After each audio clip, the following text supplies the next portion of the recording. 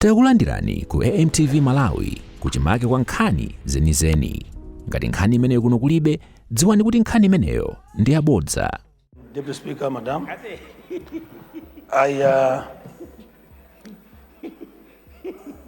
I beg to move that debate on the President's address be curtailed to allow for the mover to wind up. I beg to move. Honorable members, there is a motion. The motion is that debate on the motion on the statement made by the President be curtailed in order to allow the honorable member for Zomba City North to wind up debate. Those of the opinion say aye. Those of the contrary say no. The ayes have it and the motion is carried. Honorable member for Zomba City North, you have the floor. Leader. Thank you, Madam Speaker, for yielding the floor to Zomba City North to wind up debate.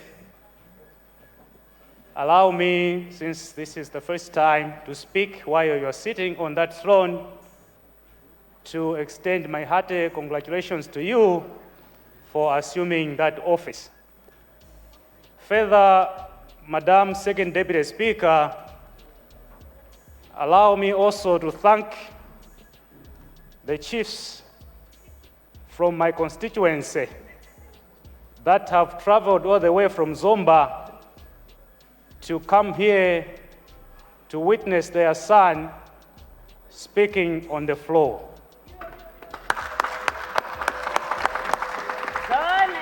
Madam Second Deputy Speaker, I beg to move that debate on the State President's opening address be curtailed as I had moved the motion on Wednesday, 5th November 2025. But before I do so, Madam Second Deputy Speaker, allow me to thank His Excellency Professor Arthur Peter Mutharika and also the leadership of this House for the Democratic Progressive Party for giving me this life opportunity to move the State of Nation Address motion. Madam Second Deputy Speaker, in the address that the President presented in this House, he never castigated any individual. Instead, Madam Second Deputy Speaker, the President focused on how he intends to grow the economy of this country in order to bail out Malawians from poverty. Madam Second Deputy Speaker, Madam, in the same vein, we had contributions from both sides of this House. A lot of honorable members, including the leader of opposition, made contributions towards the statement that the President had made in this House. Over 40 honorable members made their contributions, positive contributions, and Madam Speaker, allow me to thank and appreciate the support that the honorable members showed in contributing to the President's speech. Key issues that were prominent in the debate, Madam Speaker, I would like to outline them. Number one, the distribution of maize, food to hunger-stricken families. Madam Deputy Speaker, Second Deputy Speaker, this is a milestone. Almost each and every member who stood in this House commended the President for this initiative. And my constituents, Madam Second Deputy Speaker, will also benefit from this initiative, Madam Deputy Speaker. Another prominent key issue that was outlined by the members when debating the Sona, Madam Second Deputy Speaker, was free secondary education. As outlined by those that contributed, this will improve education levels in Malawi because we'll never have dropouts due to lack of fees. Another key issue, Madam Second Deputy Speaker, is that of Farm Input Subsidy Program. This is a very commendable program, Madam Second Deputy Speaker, whereby poverty-stricken families, the ultra-poor families, will manage to buy 50 kg bag of fertilizer at only 10,000 kwacha.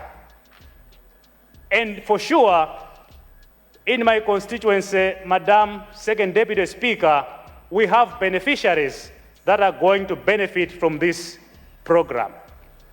Another key issue, Madam Second Deputy Speaker, prominent in the debate we had so far, is that of allocation of 5 billion of Constituency Development Fund.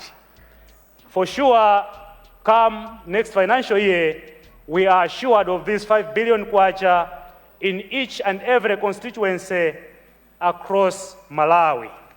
May I implore on the Minister of Finance, Madam Second Deputy Speaker, that this financial year, the remaining months, funds be allocated to Zomba Stadium, which is a brainchild of Professor Arthur Peter Mutharika, so that Zomba Stadium should be completed. Madam Second Deputy Speaker, the address that we have been debating in this House had two key ideologies, two important ideologies. Number one, Madam Second Deputy Speaker, is that the President implored on all of us to be serious, to be efficient in doing our business, and that is doing our business with the seriousness it deserves. At the same time, the State of the Nation address, Madam Speaker, gave hope for all of us Malawians.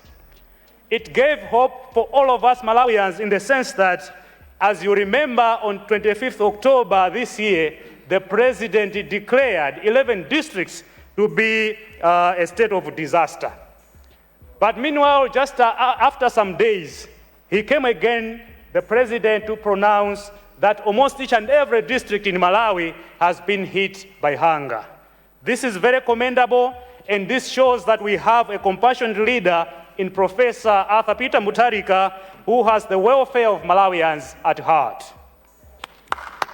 Madam Second Deputy Speaker, this goes together with the promise that he made that no one will die of hunger as long as he's the President of this Republic.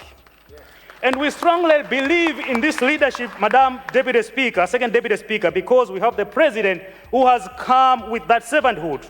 If there is a time, Madam Second Deputy Speaker, where would crown the President, the current President, the name of Ngwazi, it is, Madam Deputy Speaker, probably this is the best time.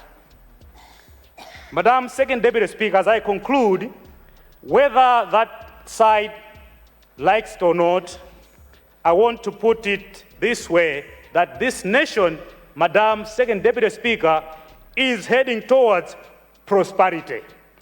This chronic economic infection spread by the previous bad policies and bad governance will soon be over. Yes, Madam Second Deputy Speaker, and this is why the whole region or the whole Malawi gave votes to Professor Arthur Peter Mutharika, because he's the only hope that we have that will propel this country to economic growth. Madam Second Deputy Speaker, I therefore beg to move that the debate on the State of Nation address be curtailed, and that this House agrees with the State of Nation address as graciously delivered in this August House by His Excellency, the President of the Republic of Malawi, Professor Arthur Peter Mutharika, on 31st October 2025. Madam Second Deputy Speaker, I beg to move. Thank you so much, Honorable Member for Zomba City North. Honorable members, there is a motion that this House do agree with the address graciously delivered by His Excellency the President Professor Arthur Peter Mutharika on Friday, 31st October 2025. Those of that opinion say aye. Those of the contrary say no. The ayes have it. The motion is carried.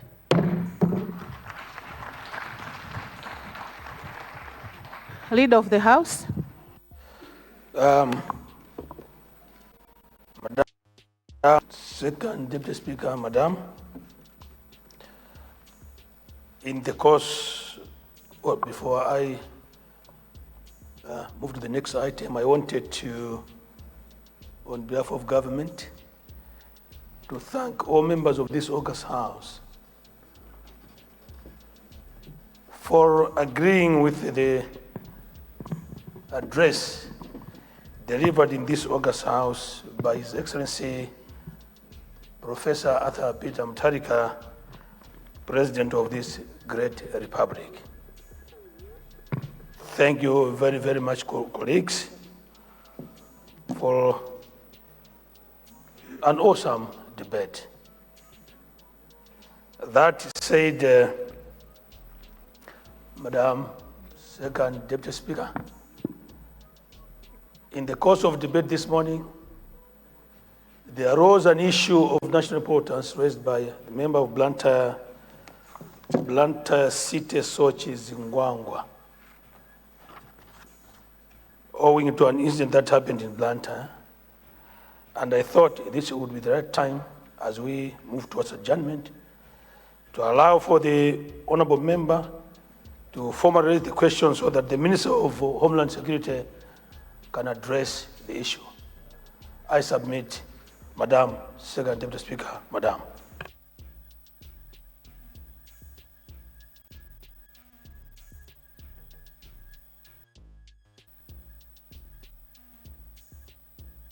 Thank you so much, Honorable Leader. I now recognize the Honorable Member for Blantyre Sochi Zingwangwa to ask his question. Thank you. Thank you so much, Madam Second Deputy Speaker, for granting me the floor. First and foremost, congratulations, Madam, as this is my first time. I rise on a matter of public importance in line with Standing Order 14. This is a matter of concern. It's about the brutal murder of a young female doctor in Blantyre. Madam Second Deputy Speaker, this is an issue of national importance because I think there are general concerns on national security. Some would think maybe it's just urban areas, but it goes beyond urban areas. So, from the Minister of Home Affairs, I would like to seek assurance, one assurance on national security. Two, through you, Madam Second Deputy Speaker, would want to know the immediate measures taken to apprehend the suspects. Thirdly, Madam Second Deputy Speaker, she was a doctor, a female doctor for that matter. When it comes to this section, usually these are essential workers. Most of them, they work overnight, and the fear, as much as it's a national fear, but we're also looking at the section of these essential workers, doctors, nurses, clinicians, who work late hours most of the times to save our lives, to save us. So from the minister, I wanted to know if there's a plan to sort of patrol hotspots, to sort of ease these fears.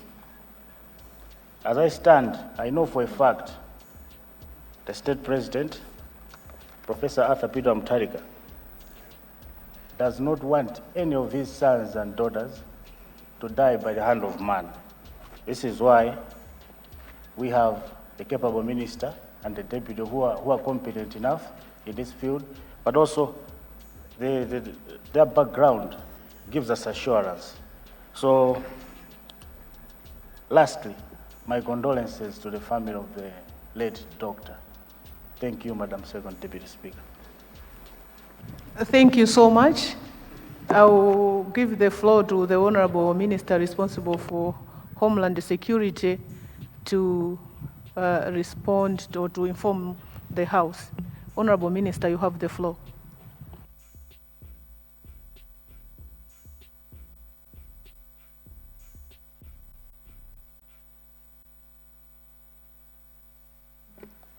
Madam Second Deputy Speaker, honorable members, I rise to respond to the motion raised concerning the tragic murder of Miss Victoria Bobe in Chigumula Limbi, a matter that has understandably elicited concerns across the nation.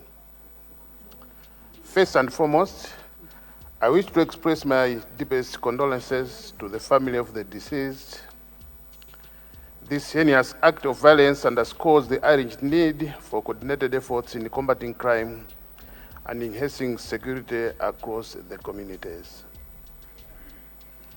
Second Deputy Speaker, Madam, the incident is being investigated by our police. I commend the police for their swift response at the scene and their ongoing efforts to identify and apprehend those responsible. The police is currently conducting forensic examinations, including ballistic analysis, and pursuing leads that will lead to the perpetrators. In addition, our security agencies are reviewing existing measures, especially around residential security and community policing, to prevent future occurrences of such crimes, including those workers that are exposed to the night shifts, as indicated by honorable member.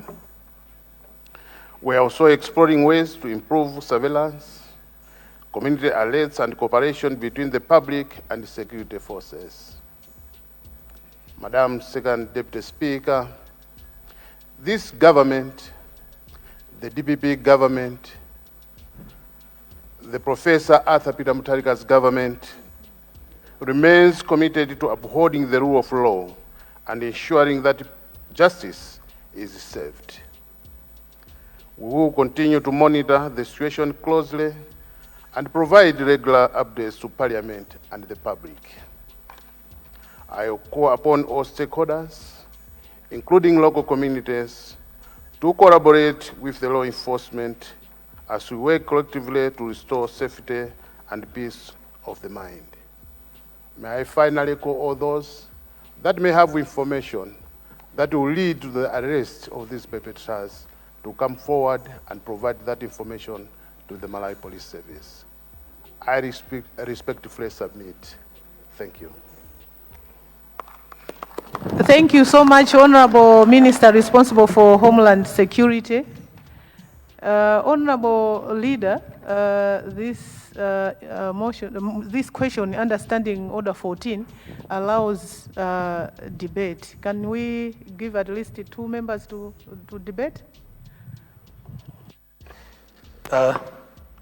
In order, Madam Second Deputy Speaker, we may proceed. Thank you so much. Honorable members, anyone who is willing to take the floor? I see the Honorable Whip for MCP opposition. You have the floor, Honorable Whip. Thank you very much, Madam Second Deputy Speaker, for giving me the floor. Allow me first also to thank the Honorable Minister for Homeland Security for the response that he has given, but also the assurance that he has given that his men are on top of the matter to ensure that those behind this heinous crime should be brought to book. Let me also thank Planter Site Sochi Zingwangwa for bringing the matter to the attention of the Minister. I wanted to find out further from the Honorable Minister, if he may. We've seen a program that is circulating that the dear doctor will be laid to rest tomorrow. And I know that the officials, the security officials are on the ground doing their best. But oftentimes, we have found ourselves in situations where such an issue happens, and then we bury the departed before certain investigations have taken place, and then we come back to say, let's exhume the body. Let's exhume the body so that we reinvestigate.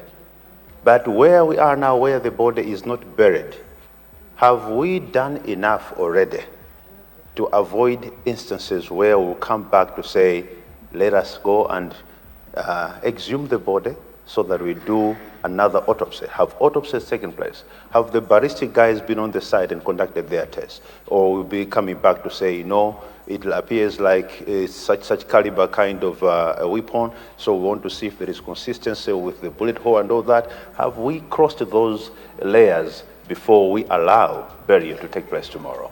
Thank you very much, Madam Deputy Speaker. Thank you so much. Any other member who would want to take the floor? I see the honorable member for Zomba Malosa. You have the floor, honorable. Thank you so much, Second Deputy Speaker, for giving people of Zomba Malosa to say something on this matter. I would like to thank the Minister of Homeland for his statement.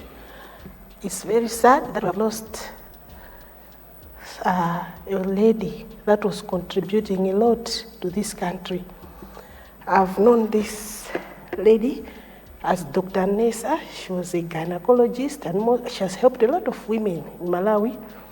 And it's very sad because to train a woman, it's very hard.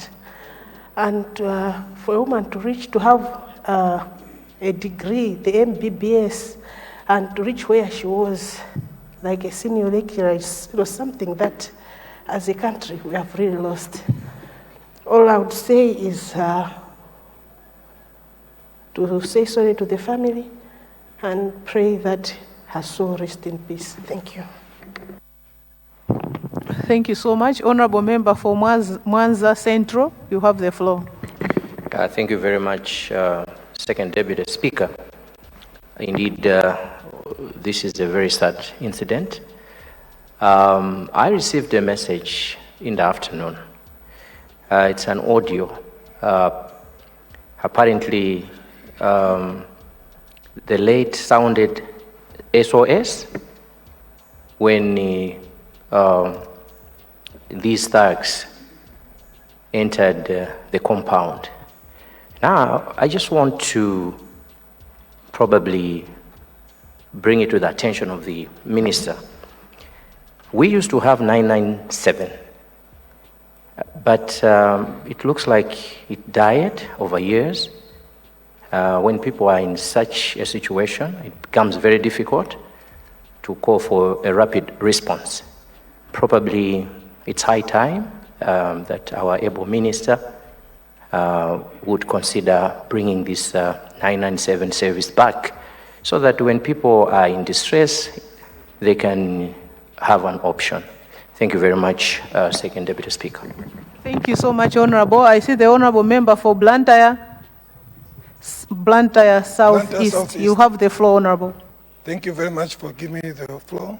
I just wanted to comment on the same as the Honorable member for Mwanza has said on the 997, but to continue on that, I wanted to ask the minister about the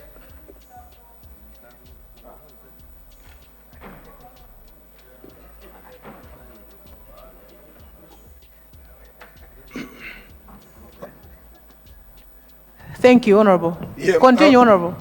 I wanted to ask the minister to check on the law. Sometime back, there was a law that was supporting the police officers.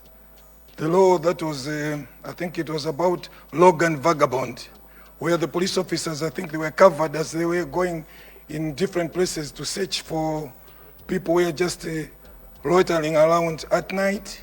So I wanted to find out if that law can work at this time, where we're finding people just moving around at night and maybe taking advantage and killing people like this. I wanted to find out if that one can be applicable at this time, Logan Vagabond. Thank you so much, Honorable. Honorable Minister, do you have anything to say? Thank you, Second Deputy Speaker. I have, I think, about 2 or if not 3 questions. I think one is coming from Deza. Yes. It's about the burial, that he got the message that the burial will be tomorrow, and he was asking whether we have done everything to make sure that we don't exhume the body and do another investigation before the burial. Normally the burial, investigations like this are twofold. One is medical and the other one is the police side. On the police side, we have done enough on our part. What remains is maybe on the medical side. I haven't been briefed this afternoon, so maybe we'll be briefed. And I believe that if they have concluded that the burial will be tomorrow, my assumption is they have done almost everything that perhaps that will not warrant an exhumation for another re-examination. The second one came from Mwanza Central, and it was about rapid response. Indeed, rapid response is another mechanism in which the police makes itself available to the communities. That will be reviewed.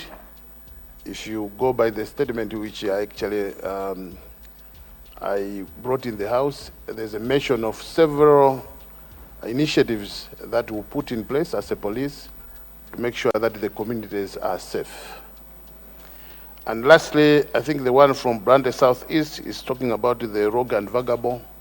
I think this law was ably challenged by the human rights, and that it is against the Constitution or the rights of the individuals, the right to move, that you can just go and start arresting people willy-nilly.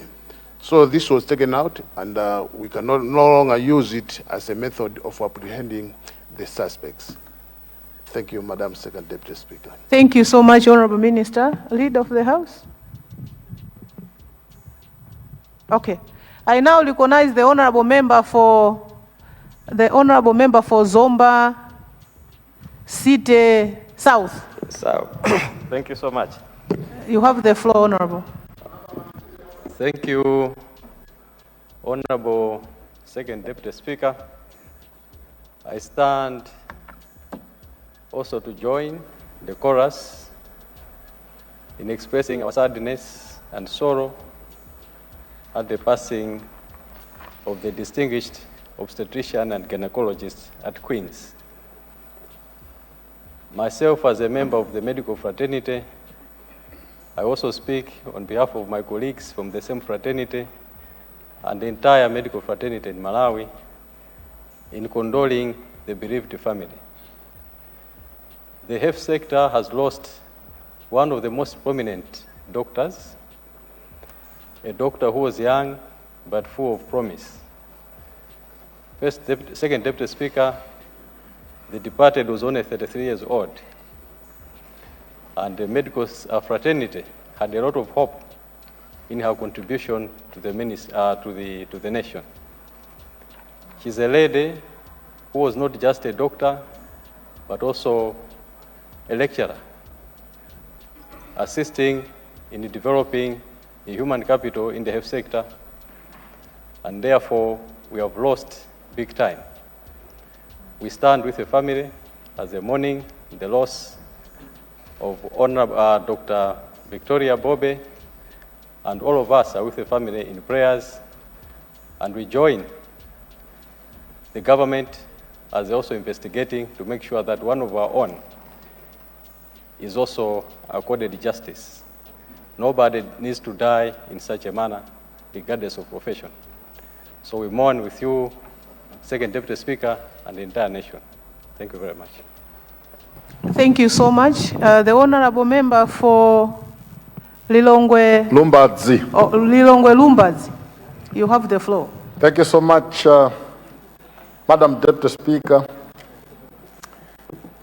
Allow me first to really thank the Minister of Homeland and Security for the soothing response and assurance that he has given this honorable House upon being asked on processes that are being taken due to the gruesome death of our fellow citizen. Let me also join my colleagues in condoling the bereaved family. The nation really has lost a daughter who was offering services to the entire nation. I just want to make a comment regarding the same, just to indicate that it is indeed impossible to bring back life that has been lost in this manner. And therefore, may our soul continue resting in peace. But at least it brings solace and comfort, a bit of comfort to the bereaved, to the relatives, and indeed to the entire nation when culprits of this nature are brought to book. That brings a bit of consolation. And therefore, taking off from the assurance from the Minister of Homeland and Security, I'd like really to implore his ministry and his officers to ensure that at least come rain, come sun, those that have committed such a gruesome crime have to be brought to book. It is normally unfortunate, Madam Deputy Speaker, that when deaths of this nature occur, sometimes the public there wrongly associate this with the ruling party. And we do not want to be party to that. And therefore, our only hope is that the ministry is going to do everything possible. I would also want to indicate that the Minister of Homeland was an Inspector General of Police for this nation. And I think during his reign, he did his duties very, very professionally. And therefore, we are also looking at him to support in the cause. Thank you so much, Madam Deputy Speaker. Thank you, Honorable Member. Leader of the House. Thank you very much, Madam Second Deputy Speaker, and let me thank you most sincerely for every, guiding the House today. Tomorrow, as usual, we will resume sitting at 2 p.m. and we will have a ministerial statement by the Minister of Gender, and then we will consider 3 money bills that have been appearing on the order paper for the past week or so. Time permitting, we may also consider 1 more ministerial statement. Once again, Madam Second Deputy Speaker, and all members of this House, thank you very much for keeping this House dignified. I thank you. Thank you so much, Honorable Leader of the House. Honorable members, I have one announcement to make. The announcement is that the honorable members are being reminded about the game to take place, football game that is, to take place this evening between members of parliament and the parliamentary staff at Bingu Stadium, 6 p.m. Thank you. This is coming from the Deputy Captain, Honorable Member for Blantyre, Malabada.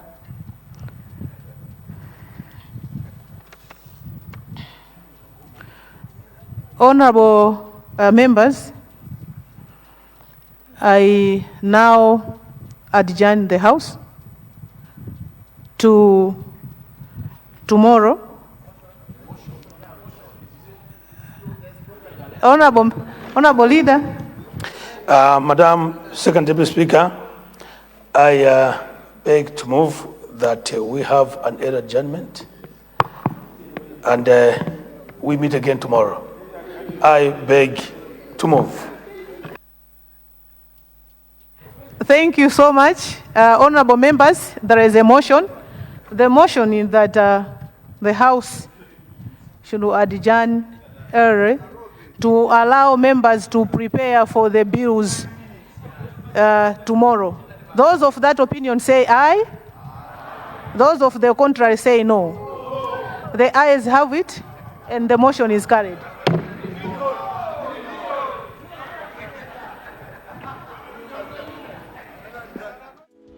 Osaiwala kupanga subscribe ku channel ya AMTV Malawi.